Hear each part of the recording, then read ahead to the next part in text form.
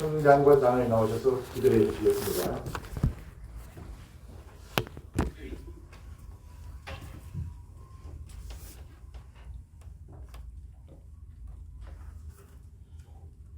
자기의 육체를 위하여 심는 자는 육체로부터 썩어질 것을 거두고 성령을 위하여 심는 자는 성령으로부터 영생을 거두리라. 아멘. 역사의 주관자가 되시는 하나님 아버지, 감사와 찬송과 영광을 올려드립니다. 올 한 해도 저희들에게 변함없는 사랑과 은총으로 인도하여 주신 은혜를 진심으로 감사드립니다.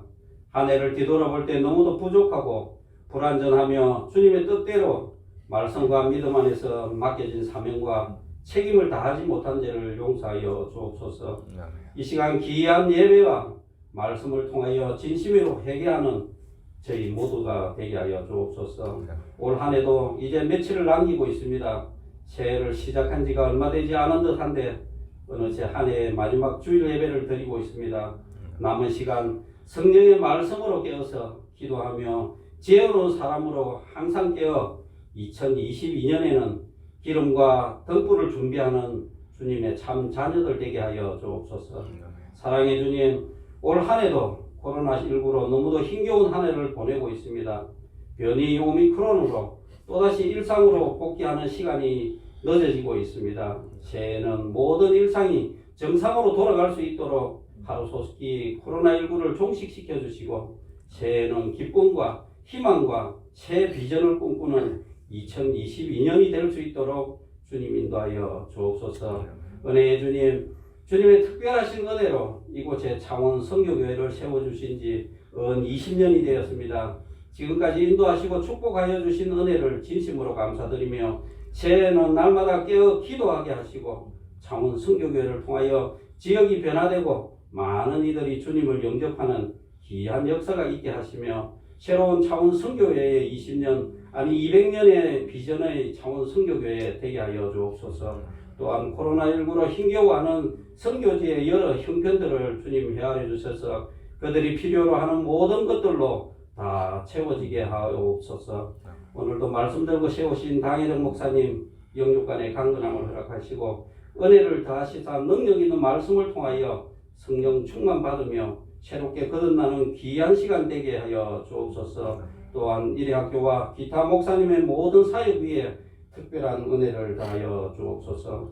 올 한 해 동안도 말씀에 순종하지 못한 모든 죄악들 이 시간 다 내려놓고 회개하며 미워하고 원망하는 마음을 위로와 격려의 마음으로 변화되게 하시고 기쁨으로 단을 거두는 예배의 시간 되게 하여 주옵소서.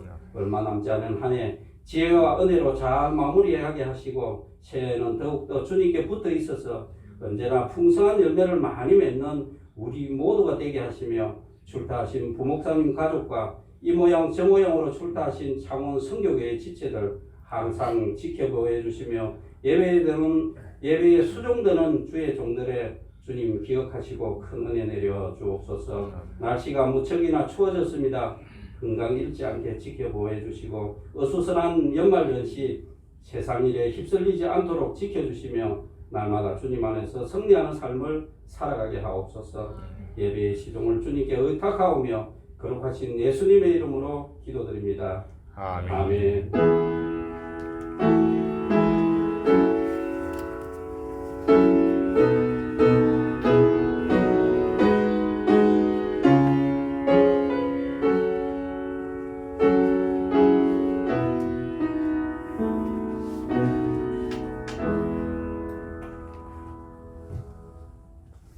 네, 오늘의 성경 말씀을 찾겠습니다. 신약 데살로니가전서 1장입니다. 제가 가진 책은 329쪽에 있습니다.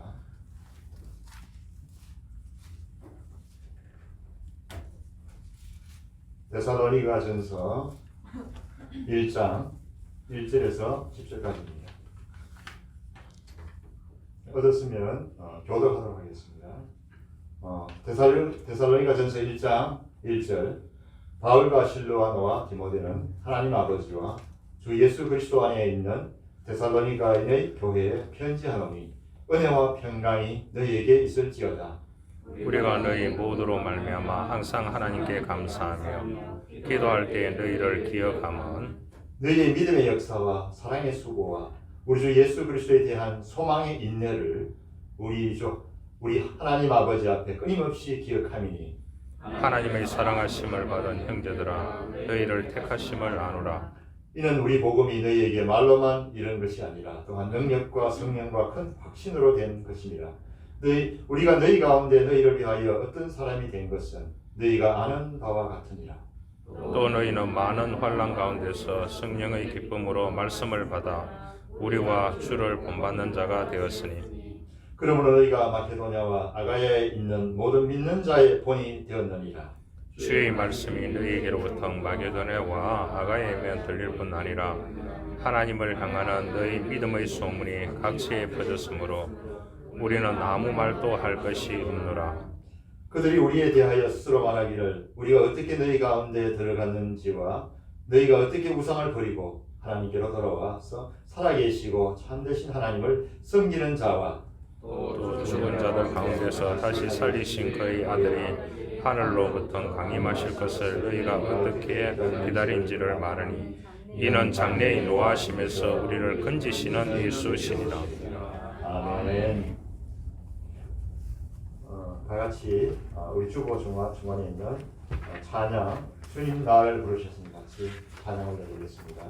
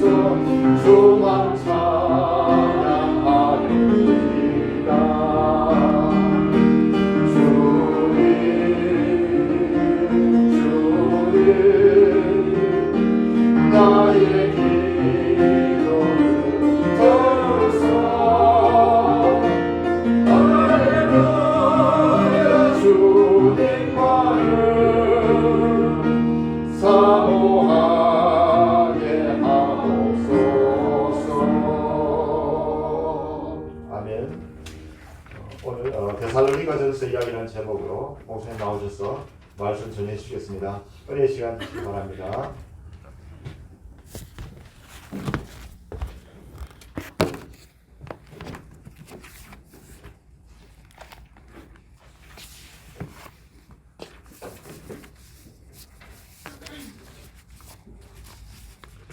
성탄절 예배 드리고 또 주일 예배 드리고 매일 예배만 드렸으면 좋겠습니다. 할렐루야.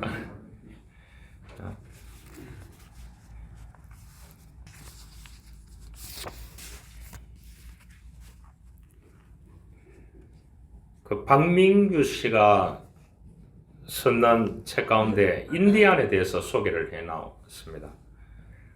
그래서 인디안들은 말을 타고 달리다가 꼭 내려서 자기가 달려온 쪽을 한참 이렇게 뒤를 돌아본다고 합니다. 우리가 생각할 때는 길을 잘못 왔구나 이렇게 생각해서 돌아볼 수 있는데 인디안들은 뒤를 돌아보면서 그렇게 생각을 한답니다. 행여 자신의 영혼이 자기가 열심히 달린다고 내 영혼이 따라오지 못하지 않았을까? 이렇게 해서 멈추어 서서 그 영혼이 오도록 기다리고 있다고 합니다. 무슨 말이겠습니까? 육신과 영혼이 있다고 하면은 영혼을 우리가 아무리 통제한다고 해도 통제할 수 없는 것입니다. 영혼의 부분은 하나님께 달려 있기 때문입니다. 하나님이 함께 하셔야 그 영혼이 건강하게 살아갈 수 있게 되는 것입니다. 이 한 해도 우리가 살아오면서 우리의 영혼을 얼마만큼 이렇게 그 영혼을 위해서 살아왔는지 한번 우리가 이 마지막 주일에 반문해 볼 수 있어야 될 것입니다. TV를 보니까 그 머선 바울이라고 해가지고 TV에 나왔는 적을 본 적이 있습니다. 그 훌이라고 하는 미국의 선교사 부부가 와가지고 이분들이 1890년도에 왔더라고요. 초에 와가지고 그러니까 거처를 서울에 마련하고 또 평양에 마련하고 복음을 전하기 위해서 이렇게 했는데 머슴을 들였는데 그 머슴이 이렇게 이제 자기보다는 나이가 많아요. 이 선교사보다는. 선교사도 뭐 한 30대 정도 됐으니까요. 그런데 그 머슴에게 복음을 전하게 되는 겁니다. 복음을 전해가지고 그분이 이제 복음을 받아들이게 됩니다. 그리고 광가에 잡혀가서 두들겨 맞기도 하고 죽음의 고비도 넘기고 그렇게 해서 그 머슴이 감리교 목사가 됩니다. 몇 년에 되느냐? 1904년도예요. 우리 장로교회는 목사 7명이 안수를 받았는 연도가 1907년도입니다. 평양신학교를 졸업하고 그렇게 했는데 이 김창식이라는 사람이 머슴 바울이라고 해가지고 이 머슴에서 이분이 복음을 받고 이렇게 이제 목사가 되는 그래서 그 아펜젤라 선교사 일행들이 안수를 하게 됩니다. 훌이라고 하는 선교사는 와서 3년 만에 한국 땅에서 말라리아 걸려서 죽었습니다. 죽고 이 부인은 다시 미국으로 갔다가 아기를 놓고 3년 후에 다시 돌아왔는데 그 아이가 딸이 또 죽었습니다. 그래서 양화진 묘역에 다 이렇게 안장이 되었습니다. 보니까 그 가족들이 전체가 한국 땅에 양화진 묘지에 그래서 이 사람들이 의료 선교사 목사 겸 의료 선교사니까 의대 출신들이겠죠. 그래서 최고의 엘리트들이었습니다. 그 사람들이 와서 복음을 전해가지고 한국 최초로 그 감리교회 김창식 목사라는 사람이 안수를 받았는데 이 사람이 1904년도더라고요. 1904년 생각해 보시길 바랍니다. 뭐 117년 전인가 그러지 않습니까? 대단했지요. 그 사람이 그 복음을 위해서 살아가는데 그 훌 선교사 아들하고 김창식 목사 아들하고 어릴 때부터 이렇게 같이 자라놓으니까 그러니까 아버지를 따라서 이 훌 선교사 아들도 의사가 되어서 다시 돌아옵니다. 미국에서요. 다시 돌아오고 또 김창식 목사 아들은 의대를 졸업해가지고 의사가 돼서 황해도 해주에서 병원을 열었는 겁니다. 누구를 도움받았느냐? 훌 선교사 그 의사의 도움을 받아가지고 지어가지고 같이 공동병원에서 연구를 하고 그리고 환자들을 치료하는 병원으로 일고 가는 후대에 그 TV에 보여줬습니다. 그 사람이 한국 최초의 머슴이 바울이 되는, 바울과 같이 이 사람이 교회를 정해놓고 목회를 하는 것이 아니고 이 사람이 다니면서 평양 일대에 복음을 전하고 서울 일대에 복음을 전해가지고 이 사람이 복음을 전해가 교회가 세워졌는 동네가 40몇 군데더라고요. 40몇 군데. 그래, 길거리에서 이 사람이 복음을 전하고 이렇게 했더라고요. 그 영혼이 얼마나 귀했겠습니까? 그래서 머슴 바울이라 이렇게 해서 이제 공영방송에서 방송을 했습니다. 하는 것을 제가 보았습니다. 보면서 참 감동적이었어요. 그 영혼이 그 영혼에게 복음을 전해줬던 사람은 엘리트 미국의 훌이라는 선교사 부부였습니다. 의사였거든요. 목사고. 이 사람들이 한국 땅에 1890년에 이 땅에 왔다고 생각해 보시기 바랍니다. 와가지고 말라리아 걸려서 3년 이내에 죽어버렸는 거예요. 죽었는데 이 부인이 가서 아기를 놓고 다시 한국 땅에 와서 그 복음을 전하기 위해서 나중에 그 아이가 자라서 또한 어디에 되느냐 미국 가서 의대를 해가지고 와가지고 그 대대로 한국 땅을 위해서 사랑하고 복음을 전하다가 그 가문 전체가 양화진 묘역에 지금 묻혀 있다는 거죠. 그 복음을 우리가 받았는 것입니다.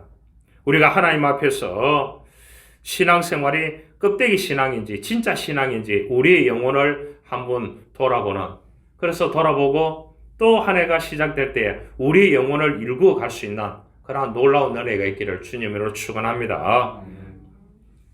어느 사슴 목장을 어떤 분이 찾았습니다. 주인 어르신과 이야기를 나누었다고 합니다.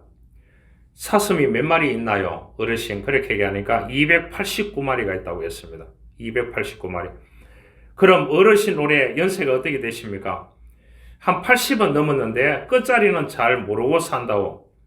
아니, 사슴은 289마리라고 정확한 숫자를 대면서 어르신 나이는 왜 모르시느냐 그렇게 얘기하니까 그거야 사슴은 훔쳐가는 사람들이 많아가지고 정확하게 세어야 된대요. 아침 저녁으로. 내 나이야 훔쳐가는 놈이 없기 때문에 그냥 산다고, 그냥 80 넘었는 줄만 알으라고 그렇게 얘기했다고 합니다. 나이라고 하는 것은 전 국민이 자동으로 매년 한 살씩 먹는 겁니다. 어떤 사람에게 1월 1일 돼서 한 살 더 먹었다 하면 아직 음력이 남았대요. 음력이 남았대요. 그럼 니 왜 결혼 안 하나? 이렇게 하니까 올해 안에 하겠습니다. 그렇게 얘기하는데 음력이 남았다고 그렇게 얘기하는 사람들이 있더라고요. 그래서 어떤 사람은 욕심이 많아서 서너 살 먹는 사람도 있지만 어떤 사람은 마음이 착해서 서너 살 뚝 떼서 남에게 주는 사람도 있다고 합니다. 같은 나이인데도 늙어 보이는 사람이 있는가 하면 젊어 보이는 사람도 있습니다. 그래서 장수 마을에 가니까 105세 어르신이 계셨습니다. 장수 비결이 뭐냐고 이렇게 물어봤습니다. 물으니까 하는 말이 안 죽으니까 오래 살지요. 그렇게 했다. 안 죽으니까. 원래 연세가 어떻게 되시나요? 하니까 5살밖에 안 먹어서. 무슨 말씀입니까? 이렇게 물으니까 100살은 무거워서 집에다가 두고 다녀. 이렇게 했다. 여러분, 낙천적이고 얼마나 긍정적인 생각이 이 장수의 비결이라는 것을 알 수가 있습니다. 105세 어르신과 시골 장터에 갔는데 앞에서 90살 넘어 보이시는 할머니가 걸어옵니다. 어르신, 저 할머니하고 한번 사귀어 보시죠. 저 할머니 보니까 한 70세 정도밖에 안 되어 보입니다. 할아버지 한번 사귀어 보시죠. 이렇게 하니까 이 할아버지가 뭐야 이놈아, 저 늙은 할망구 데려다가 뭐 고생하려고 그렇게 얘기했다고 합니다. 여러분, 그렇습니다. 그 할머니가 나이 들었다고 하면은 자기도 언제 죽을지 모른다는 거죠. 할아버지가 어떻게 그렇게 오래 살아요? 그랬더니 너무나 간단한 답을 주셨습니다. 그거야 쉽지. 욕을 하든 말든 내버려 두었더니 다 씹다가 나를 씹다가 먼저 다 죽었네. 그 얘기를 했다. 나 욕하던 녀석은 세상에 한 놈도 안 남았어. 사람들은 저보고 웃음 공장이라고 그렇게 얘기한다네. 이 노인의 장수의 비결의 원동력은 뭐냐? 웃음이었다고 하는 사실을 우리가 알 수 있습니다. 우리 그리스도인의 장수의 비결은 뭐겠습니까? 원동력은 뭐겠습니까? 우리의 영혼이 건강하고 신앙이 되어져야 한다고 하는 사실입니다. 어떤 경우에도 우리의 신앙이 흔들리거나 좌절하거나 넘어지거나 그렇게 해서는 안 된다는 것입니다. 우리가 잘 아는 한국 최초 시각장애인으로 박사학위를 받고 미국 국가에 고위공직을 일했던 강영우 박사를 알 겁니다. 고인이 되셨지만은요, 이 사람을 명품 인생이라 그렇게 얘기합니다. 명품의 사람이라 그렇게 얘기합니다. 그래서 이 사람이 그런 말을 했습니다. 명품 사람, 명품 가문을 일구기 위해서는 7가지를 제시했습니다. 첫 번째 뭐냐? 자신감과 자존감을 가져라 그렇게 얘기했습니다. 수많은 사람들이 인문학 논문 가운데 자신감, 자존감에 대해서 굉장히 논문을 많이 씁니다. 이것이 그만큼 중요하다는 겁니다. 두 번째, 선명한 비전과 목표가 있어야 된다는 겁니다. 그러죠. 세 번째, 긍정적인 마음이 있어야 된다고 합니다. 네 번째, 아픔에 동참할 수 있는 마음이 있어야 된다는 겁니다. 그 다음에 다섯 번째, 소통의 능력을 가져야 한다는 겁니다. 여섯 번째, 끈기가 있어야 된다는 겁니다. 끝까지 포기하지 않는 끈기가 있어야 됩니다. 일곱 번째, 창의력과 집중력을 가져야 한다고 합니다. 이분이 다 쓰고 난 뒤에 7가지를 얘기하고 난 뒤에 이 모든 것 밑바탕에 신앙이 있어야 된다 그렇게 얘기했습니다. 왜냐? 자기의 삶을 얘기하면서 이 모든 7가지를 갖춘다고 할지라도 그 밑바닥에 그 건강한 영혼, 무게 있는 영혼, 신앙의 밑바탕이 있어야 명품의 사람이 될 수 있고 명품의 가문을 일구어낼 수 있다고 그렇게 이야기를 했습니다. 이 무석이라고 하는 사람이 썼는 정신과 의사죠. 유명한 사람입니다. 이분이 그 장로님이시죠. 마음이라는 책을 보면은 사람이 마음에 상처를 받기 때문에 마음을 달래줘야 한대요. 안 그러면은 뭐가 떨어지느냐? 정신적인 에너지가 떨어진다고 합니다. 정신적인 에너지가 떨어지면은 스트레스를 받게 된다는 겁니다. 그래서 몸과 마음이 병들게 된다. 그렇게 얘기했습니다. 그러면서 뭐가 생기느냐? 열등감이 생긴다고 합니다. 그래서 열등감은 뭐냐? 마음의 세균이라고 그렇게. 그래서 열등감이 많은 사람은 마음에 세균이 있어가지고 그냥 살지를 못한대요. 남 잘 되는 것을 못 봐준다는 거예요. 그래서 이 마음의 울타리를 잘 지켜야 된다. 그 길은 뭐냐? 이분이 하는 말이 신앙의 길밖에 없다. 그 얘기를 해놨어요. 신앙의 길밖에 없다. 누가 마음이 주신 자도 여호와시여 마음을 지키는 자도 주님이라고 그렇게 말씀해 준다고 하는 사실입니다. 여러분, 영적인 에너지를 찾을 수 있기를 원합니다. 영원한 가치가 있는 삶의 목적을 우리가 회복하기를 원합니다. 예수 그리스도와 그분의 약속에 대한 믿음을 갖고 살아가기를 원합니다. 그래서 성경은 말합니다. 이사야 40장 30절 31절에서 말합니다. 소년이라도 피곤하며 곤비하며 장정이라도 넘어지고 쓰러지되 오직 여호와를 앙망하는 자는 새 힘을 얻으리니 독수리가 날개치며 올라간 같을 것이요 다른 박질하여도 곤비하지 아니하겠고 걸어가도 피곤하지 아니하리라고 말씀을 해주고 있습니다. 여호와를 앙망함으로 새 힘을 얻을 수 있다고 우리들에게 하나님의 말씀을 통해서 말씀해주고 있습니다. 그래서 6절에 말합니다. 또 너희는 많은 환난 가운데서 성령의 기쁨으로 말씀을 받아 우리와 주를 본받는 자가 되었다. 우리가 말씀을 받았습니다. 그래서 하나님의 말씀을 우리가 듣고 읽고 그 하나님의 말씀을 우리가 동사로 행할 때에 그 말씀은 나의 것이 되고 내가 체험적인 신앙을 가질 수 있다고 하는 사실이 되겠습니다. 이것을 행했는 사람이 누구냐? 사도 바울입니다. 사도 바울이 2차 전도 여행 때에 빌립보 교회 다음으로 세웠는 교회가 어디냐? 이 데살로니가 교회입니다. 그래서 이제 그 마게도니아 지역에 있는 이 두 번째 개척된 교회가 데살로니가 교회가 되겠습니다. 이 여기에서는 오랫동안 사역을 하지 않았습니다. 한 3주 정도에 불과합니다.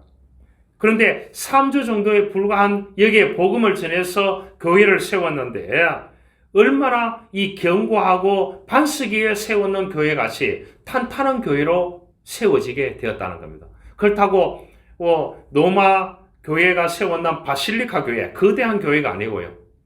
그 당시에 빌립보 교회나 골로새 교회나 이러한 교회들 보면은 어떻게 되느냐?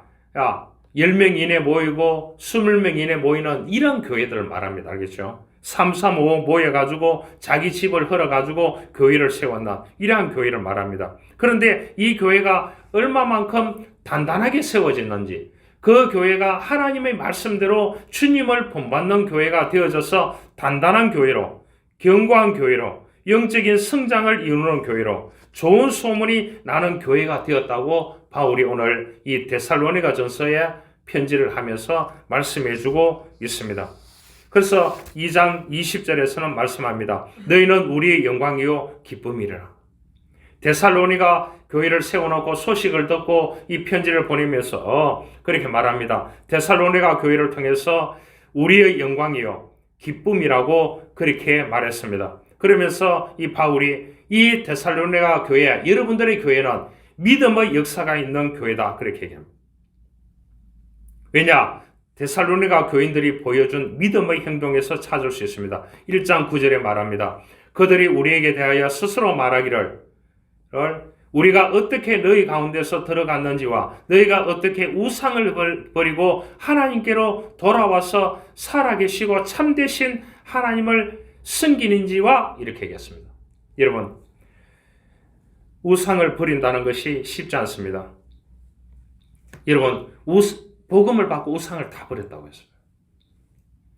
그리고 살아계신 참되신 하나님을 섬겼다고 했습니다. 이것이 믿음의 역사인 것입니다. 여러분, 우리가 조상대대로 섬겨오던 신을 버리는 것은 쉬운 일이 아니었습니다. 우리나라도 복음이 처음 들어왔을 때 많은 사람들이 박해를 당했습니다. 왜냐? 승리학에 따라서 유교진 관습에 따라서 제사를 포기한다는 것은 가문에서 떨어져 나가야 되는 것을 의미합니다.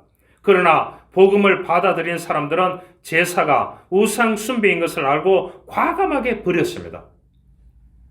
신사참배를 과감하게 거부했습니다. 이것이 믿음의 역사인 것입니다.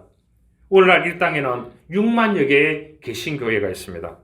그것은 선교 초기에 조상 숭배를 버리고 살아계시고 참되신 하나님을 섬기려고 박해를 당한 선진들의 피의 결과였습니다. 그래서 제사를 거부하고 신사참배를 거부했습니다. 동남아 선교하기 위해서 제가 가보니까요. 이 사람들은 과감하게 우상을 버리지 못했더라고요. 특별히 일본이 그렇습니다. 일본은 수만 개의 신들을 다 섬기고 있으면서 어떻게 하느냐? 교회에 나오는 사람들이 많이 있더라고요. 그런데 한국 땅은 이 선교사들이 심은 대로 하나님의 말씀대로 그대로 거둘 수 있었다고 하는 사실을 알 수 있습니다. 1장 6절에 말합니다. 너희는 많은 환난 가운데서 성령의 기쁨으로 말씀을 받아 우리와 주를 본받는 자가 되었다고 했습니다. 믿음의 역사라는 것은 무엇이겠습니까? 불신앙적인 요소를 과감하게 버리고 참되신 하나님께로 집중하는 것입니다. 이러한 신앙의 용단을 통해서 자신의 신앙의 진보를 가져오게 하는 것입니다. 그래서 바울이 데살로니가 이 교회를 향해서 뭐라고 하느냐? 야, 본이 있는 교회다. 믿음의 역사가 있는 교회다. 살아있는 교회다. 그렇게 엄청난 칭찬을 하는 것을 우리가 볼 수가 있습니다. 그래서 데살로니가 교인들은 사도 바울과 예수님을 본받기를 원했습니다. 그래서 그들의 신앙이 각처에 퍼지기 시작합니다. 사람들이 말하기를 뭐라고 하느냐? 믿으려고 하면은 데살로니가 교인들처럼 믿어라 그렇게 얘기했습니다. 믿지 않는 사람들도 그렇게 얘기했습니다. 그래서 제가 어릴 때도 그렇게 얘기했습니다. 부모님들이 교회 찾아왔거든요. 교회 다니면 안 된다고. 그렇게 했는데 부모님 말씀 듣고 따라가는 아이들은 뭐냐? 오늘날까지 믿지를 않습니다. 그런데 부모님, 우리가 부모님께 효도를 하겠습니다. 부모님 말씀에 순종하겠습니다. 이 신앙만큼은 자유를 좀 주십시오. 우리 각자의 결정권을 좀 허락해 주십시오. 했던 사람들은 다 잘 되었습니다. 할렐루야. 그래서 신앙은 우리가 타협의 대상이 되지 않는다는 거죠. 오늘 이 데살로니가 이 교회를 보면서, 데살로니가 지역을 보면서 우리 한국하고 똑같은 실정이었습니다. 그런데 한국도 그렇게 했듯이 데살로니가도 이렇게 했습니다. 데살로니가의 모범이 있었기 때문에 오늘 이 모범이 한국교회에 심어져서 한국교회도 우상을 버리고 주님의 말씀대로 주님을 본받는 자, 주님을 따르는 자, 참되고 살아계신 하나님을 섬기는 우리가 되어졌다는 것을 우리가 알 수가 있는 것입니다. 그래서 한국교회의 모형은 어디냐? 데살로니가 교회입니다. 그래서 데살로니가 교회는 바울의 일행들이 갔는데 대접도 잘했습니다. 이 사람들을 모시고 말씀을 받고 성령의 감동을 받고 그 공동체 안에서 믿음의 역사와 사랑의 수고와 소망의 인내가 있었습니다. 여러분, 그 집회 한 번 했다고 변화받았다고 인생을 바치는 것은 아니라는 거죠. 여러분, 기도원에 한 주 갔다 왔다고 인생을 이제 교회를 위해서 내가 생명을 바치겠다, 그렇게 하지는 않잖아요. 그런데 참 희한한 게요, 이단에 가는 사람은 왜 그래 재산도 다 팔아바치고 다 생명을 올인해서 거기에서 저거 하고요. 제가 신학대학원 다닐 때에, 서울에 있을 때에, 그때에 제가 그 길거리 가서 친구하고 무엇을 사 먹었냐? 붕어빵을 사 먹었습니다. 붕어빵을 사 먹습니까? 사 먹었는데 전부 다 대학생들이 운영을 하더라고. 그래서 교회를 어디 다니려고 하냐고 하니까 제2자로 시작하는 거기에 선교회 다닌대요. 거기 2단이거든요. 그래서 제가 물어봤습니다. 어떻게 거기 다니냐? 그 교회만 진짜 교회래요. 그래서 그 교회에서 자기네들 보고 알바를 시켰다는 거예요. 알바를 시켜서 그 돈을 다 받아서 그 돈을 다 바쳐야 된대요. 그럼 학비하고는 다 어떻게 되느냐? 다른데 알바 가서 쓰면 학비도 보탬이 되고 이렇게 할 수, 그거는 다 어떻게 되느냐? 부모로부터 뜯어낸대요. 지방에 있는데. 그런데 그 아이들이 다 어디 있냐 하면은 서울 예수대였습니다. 진짜 기가 막히고 코가 막히고 눈이 막히는 여러분. 그래서 그 주변 교회를 가봤습니다. 나오는데 보니까요, 전부 다 수백 명이 대학생이었어요. 이게 몇 년 전인 줄 압니까? 30년 전이라니까요. 30년 전이라는 거예요. 이해 가시죠? 이 1990년 같은 90년 전이 뭐겠습니까? 1988년도라니까요. 88년도, 89년도라니까요. 여러분, 생각해 보시길 바랍니다. 깜짝 놀랐습니다. 여러분, 우리가 사랑의 수고도 있어야 되고 소망의 인내도 있어야 되는 것입니다. 고대 그리스 도시가 어디냐 하면 이 데살로니가입니다. 가시작한 교회입니다. 이제 이 사람들이 어디서 생각하느냐? 고대 그리스 도시니까 어떠냐? 신전들이 엄청나게 많은 거예요. 그 신전들의 신을 만들어서 팔아서 먹고 사는 사람들이 되게 태반인 사람들이에요. 그러니까 이 사람들이 복음을 받고 무엇을 생각하느냐? 하늘의 영원한 기쁨, 종말이 빨리 왔으면 좋겠다는 거죠. 그래서 이제 이 데살로니가 교인들은 정말 주님이 빨리 오시기를 간절하게 기도하고 있는 교회 가운데 한 교회였습니다. 믿음을 받았는데 이 믿음을 삶의 현장에서 지켜가기 너무나 힘든 것입니다. 핍박도 너무 심하고요. 그래서 이 사람들이 예배하고 영적인 성령의 교통하심과 성령의 능력과 주님이 함께 하심과 이런 것을 경험했는데 세상에 나가서 삶을 살아보니까 이건 완전 세상에 이 복음과 말씀과 너무나 다르기 때문에 주님 빨리 오시기를 간절하게 바랬던 교회가 어디냐? 데살로니가 교회였습니다. 그래서 이 4장 5장에 가보면 이 사람들은요 종말론자 같이 이야기를 하고 있습니다. 그래서 이 바울이 얘기합니다. 주님의 말씀에 따라서 믿음의 역사가 있고 사랑의 수고가 있고 소망의 인내가 있어야 된다. 주님 오시는 그날이 온다고 할지라도 여러분들이 이 땅에 말씀을 받았기 때문에 이 말씀을 가지고 믿음의 역사를 이루고 사랑의 수고를 이루고 소망의 인내를 이루면서 살아가야 된다고 말씀을 해주고 있습니다. 왜냐? 이 데살로니가는 돈이 많은 도시이기 때문에 풍요로운 도시이기 때문에 부도덕하고 탐욕이 많고 가진 자들이 많기 때문에 속임수가 많고 또 항구 도시이기 때문에 동서남북 무역이 유럽과 이 지중해 연안으로 소아시아의 모든 이 물류가 어디에 가느냐? 항구 물류가 어디에 가느냐? 이 데살로니가에 항구가 있다는 거예요. 그래서 로마인들이 가장 광대한 이 땅에 왕국의 이 통치자인 황제를 숭배할 수 있는 숭배곳도 여러 곳 만들어 놨다는 거예요. 데살로니가 전역에다가. 그런데 이 사람들이 이제 복음을 받고 예수는 하나님의 아들이요. 하나님이 통치자요. 그분을 경배하고 이렇게 살아야 된다고. 주님 오시는 날을 우리가 바라보면서 그때까지 인내하면서 열심히 고결한 삶을 살고 다른 사람들에게 존경을 받고 삶 속에서 핍박이 있더라도 등대가 되는 역할을 하면서 살아야 된다고. 이렇게 바울이 이 교인들에게 교회를 세우고 그 다음에 편지를 보낼 때에 들려왔는 소식이 뭡니까? 믿음의 본이 있다고 합니다. 소수지만은. 그래서 너희는 많은 환난 가운데서 성령의 기쁨으로 말씀을 받아 6절에 얘기했죠. 많은 환난 가운데 성령의 기쁨으로 말씀을 받아 주를 본받는 자가 되었으니 주의 말씀이 너희에게로부터 마게도니아와 아가야에만 있는 모든 믿는 자의 본이 되었느니라. 그렇게 말씀을 했습니다. 미국 가면은 이 캘리포니아 지역에 나구나 비치라고 하는 지역이 있습니다. 이 비치에 가면은 이제 유대인 공동체가 있습니다. 그래서 이 유대인들이 세웠는 고등학교가 있어요. 하이스쿨이 있습니다. 그 고등학교에는 어떻게 하느냐? 그 오전에는 성경 공부만 합니다. 성경 공부만.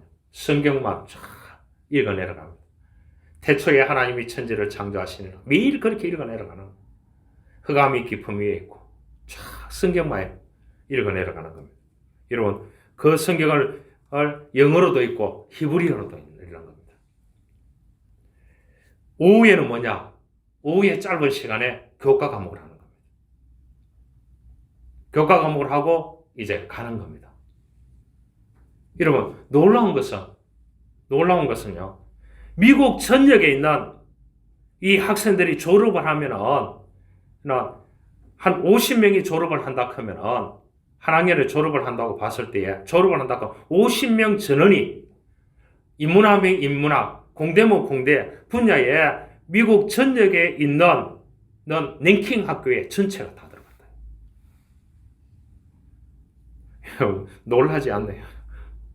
여러분 하나님의 말씀이 그만큼 머리를 맑아지게 하고 정리되게 한다는 거예요. 여러분 유튜브에 틀어보시길 바랍니다. 제가 얘기하자면 이분이 지금 목사가 되었습니다. 감리교 권사였는데요. 의사였죠. 이분이 의과대학을 다닐 때에 그렇게 얘기했습니다.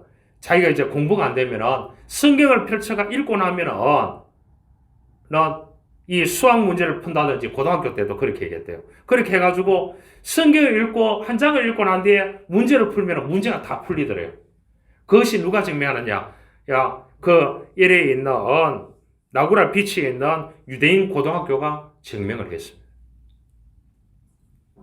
바울이 2차 전도 여행 때에 그리스로 이동해서 바울은 데살로니가 몇 주를 머물면서 그곳에서 메시지를 전했고 그곳에서 회심한 자들이 이제 어디에 되느냐? 교회를 세워가지고 그 사람들이 열심히 삼삼오오 모여가지고 기도하고 말씀을 받고 이렇게 하게 되는 것을 볼 수 있습니다. 그래서 이제 하도 이 사람들이 어디에 되냐? 환난과 핍박이 있으니까 주님이 빨리 종말이 오서 주님이 재림하든지 빨리 오시면 좋겠다. 이렇게 얘기하니까 예수님께서 5장 2절에서 바울이 말합니다. 예수님께서 하신 말씀을 인용해가지고 5장 2절에서 말합니다. 밤중에 오는 도적처럼 오신다.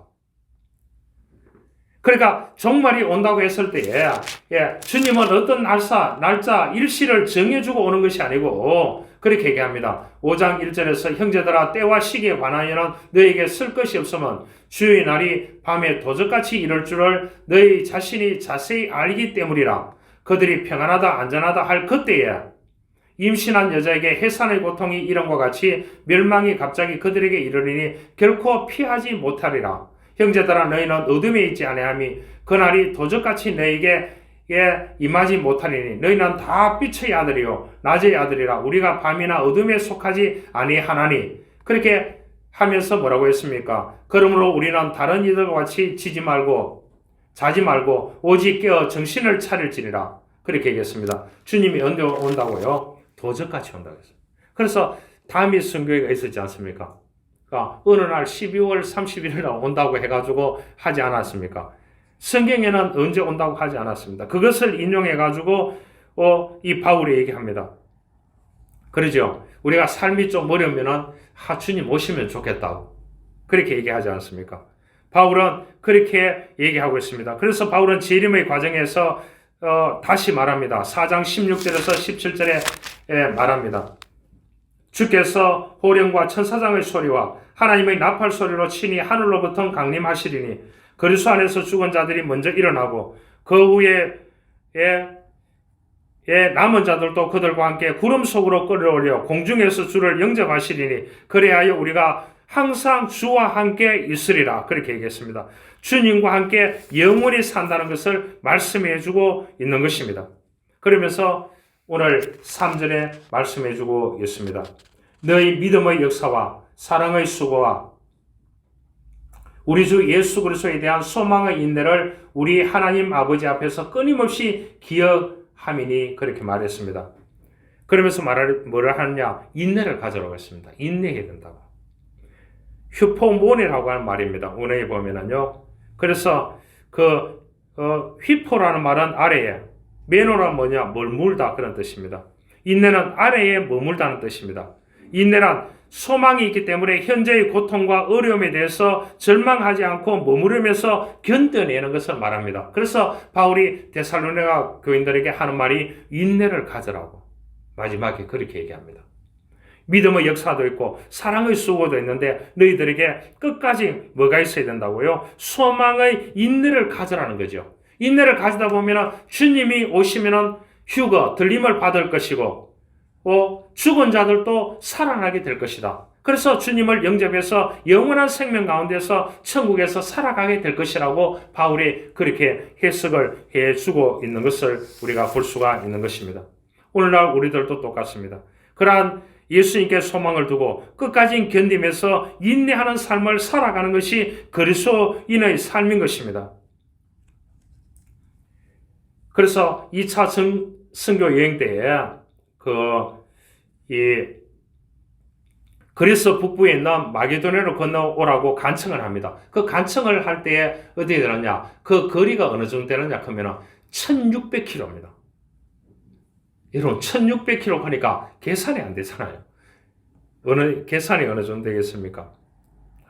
그러니까 이 바울이 다녔는 곳들은 뭐 대단한 곳들이 많습니다. 알겠죠? 그래서 빌립보 교회를 세우고 그 다음에 데살로니가 교회를 세우고 이렇게 교회들을 세워가게 되는 것입니다. 그래서 이제 나중에 어디냐? 바울이 이제 또 고린도로 가게 됩니다. 고린도로 가는데 거기서 어느 정도 되느냐? 400km 정도 됩니다. 400km 정도 되면 부산에서 여기서 서울까지 됩니다. 서울까지 400km. 그 고린도에서 머물면서 어디에 되느냐? 데살로니가 교인들이 좋은 소문이 나고 이렇게 하면서도 너무나 환난과 핍박과 고난이 많으니까 이것을 견디라고 믿음을 지켜가라고 모범이 되는 교회로 끝까지 지켜가라고 이렇게 고린도에서 편지를 보내게 되는 것입니다. 권면의 편지를요. 그래서 이 데살로니가 교인들을 위로하면서 끝까지 인내심을 가져라고 얘기를 하고 있는 것입니다. 그 데살로니가에 어느 정도 인구가 살았느냐? 20만 명이 살았대요. 무역도시인데 20만 명이. 여러분 20만 명 정도 산다고 하면은 엄청나죠. 엄청나다고 그렇게 보면 되겠죠.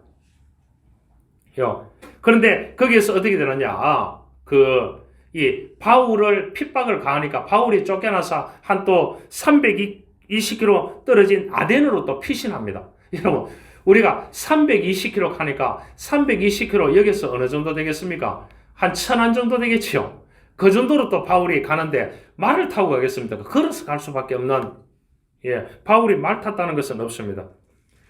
그래서 바울이 이 편지를 보내면서 디모데에게 좋은 소식을 가져오라. 그래서 좋은 소식을 가져왔는데 디모데가 무슨 소식을 가져왔느냐? 이 교회가 끝까지 인내하면서 복음을 지켜가고 믿음을 본을 보이고 하는, 그래서 이렇게 바울이 전했던 이 복음이 굉장히 교회가 잘 세워져 가고 있다고, 진짜 데살로니가 교회는 모범을 보이는 교회라고 그렇게 말씀해 주겠습니다. 그런 것 같아요. 저희 교회도 이제 내년 초가 되면 20년이 되는데 잘 왔습니다. 끊임없이 왔습니다. 참 이 창원 선교교회가 이 데살로니가 교회처럼 모범이 되는 교회, 말씀이 있는 교회, 믿음의 역사가 있는 교회, 성령의 역사가 있는 교회, 믿음의 인내가 있는 교회, 사랑의 수고가 있는 교회, 또한 기억되는 교회. 그래서 바울이 말을 합니다. 이 유럽 일대에 빌립보 교회하고 데살로니가 교회가 기억되는 교회가 되라고 그렇게 말씀합니다. 그래서 오늘날 유럽 일대가 복음화됐잖아요. 그렇잖아요. 복음화됐잖아요. 그래서 오늘날 우리에게 있는 것까지 이 복음이 흘러 내려오게 되었다고 하는 사실을 우리가 알 수가 있습니다. 한 이야기를 하고 말씀을 마치려고 합니다. 어느 날 일기예보에도 없던 갑작스러운 비가 쏟아졌습니다. 비를 피하기 위해서 사람들이 처마 밑으로 몰려들었습니다. 빗방울이 굵어지자 청년과 할아버지가 처마 밑으로 들어왔고 중년의 아저씨가 또 들어왔습니다. 그리고 한 아주머니가 비좁은데 틈새를 비좁고 들어왔습니다. 처마 밑은 이제 낯선 사람들로 금방 가득 채워졌습니다. 비는 장대비가 쏟아지고 있었습니다. 서로 멀뚱멀뚱 쳐다보면서 비가 그치기를 기다리는데 그칠 것 같지 않았습니다. 그런데 갑자기 뚱뚱한 아줌마가 들어와가지고 밀치고 들어오니까 사람들이 튕기게 되는 것입니다. 그런데 튕겼는 이 청년이 빗속으로 튕겨져 나가면서 이 청년은 이제 가버렸습니다. 가기 전에 이제 이 청년에게 할아버지가 한마디 했습니다. 젊은이, 세상은 다 그런 거예요. 그렇게 얘기했습니다. 청년은 물끄머니 할아버지를 쳐다보더니 길 저쪽으로 비를 맞으면서 뛰어갔습니다. 한 5분이 지났는데 그 청년이 비에 흠뻑 젖었는 채로 비닐 우산 5개를 옆구리에 끼고 왔습니다. 자기는 쓰지 않고요. 그리고 하나씩 건너줬습니다. 그러면서 뭐라고 하느냐? 그 할아버지에게 세상은 꼭 그런 것만은 아닙니다. 그 할아버지에게 그런 말을 했대요. 그러니까 그 할아버지가 부끄러워서 할아버지는 우산을 쓰지 않고 비를 맞으면서 갔다는 이야기가 있습니다. 여러분, 어떻게 보면 우리가 살아가는 세상은 사랑의 수고 없이 살려고 하는 사람들이 너무나 많이 있습니다. 또한 믿음의 인내 없이, 소망의 인내 없이 살려고 하는 사람이 너무나 많습니다. 믿음의 역사 없이 그냥 하나님께서 부어주시는 역사만을 가지고 살려고 하는 사람들이 너무나 많습니다. 그러나 데살로니가 교회는 3가지가 있었습니다. 뭐가 있었습니까? 여기 말합니다. 믿음의 역사하심이 있었고요. 사랑의 수고가 있었고, 그 다음에 소망의 인내가 있는 기억되는 교회 공동체였습니다. 우리가 한 해를 보냈습니다. 이 데살로니가 교회처럼 창원 선교 교회가 믿음의 그러한 역사가 있고 사랑의 수고가 있고 소망의 인내를 가지고 계속해서 부흥해가는 아름다운 교회의 공동체에 우리 회원이 되었는데 이 회원으로서의 역할을 잘 감당하는 저와 여러분들이 될 수 있기를 주님으로 축원합니다. 하나님 감사합니다. 오늘 이 데살로니가 교회는 그야말로 믿음의 본이 되는 교회였습니다. 많은 사람들에게 믿음 생활을 하려고 하면은 이 데살로니가 교회에 가라고 20만 명이 사는 그 지역에 소문이 나는 그러한 교회였습니다. 믿음의 역사가 있고 사랑의 수고가 있고 소망의 인내가 있는 그러한 기억되는 교회였습니다. 주여, 창원 선교교회도 이렇게 되기를 원합니다. 우리 공동체 구성원들이 이렇게 일구어갈 수 있도록 협력하여 선을 이룰 수 있도록 우리에게 힘과 능력과 믿음의 역사하심을 우리들에게 부어 주옵소서. 구주 예수 그리스도의 이름으로 기도하옵나이다. 아멘.